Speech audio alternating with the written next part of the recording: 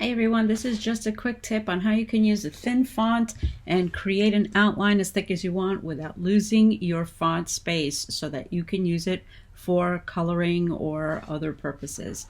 So here we have a thin font. It's actually called Caviar Dreams.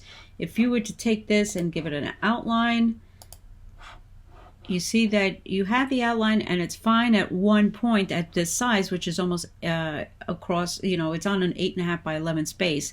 But if we were to up the size to 3 point, you see what happens. We've lost now the white space in the middle and we don't want that.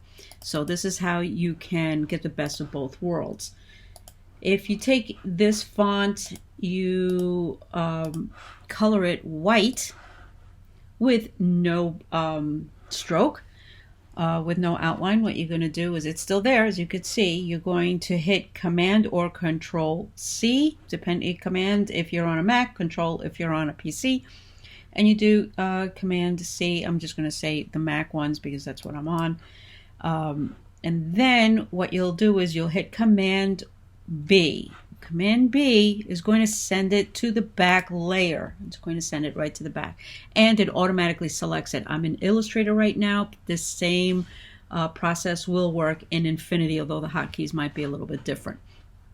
Now what you do is you want to give it now a stroke. So you're going to take off the fill.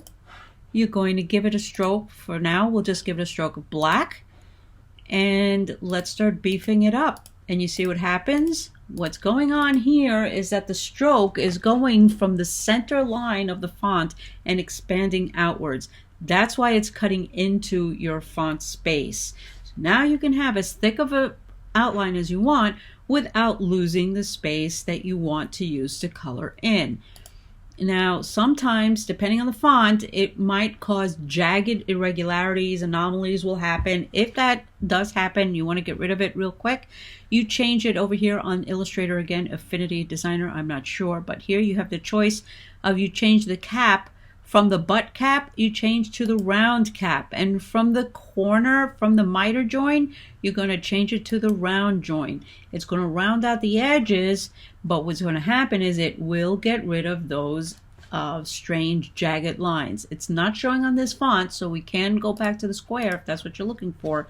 Not all fonts will do that, but if it does, that's the trick. So now you can have your thin font and you can have as thick of an outline as you want. You can have multiple layers with multiple outlines just nested on top of one another and give a really cool retro look, and you won't sacrifice the space of your font. You can still use the color in. Thanks, and I hope you enjoy.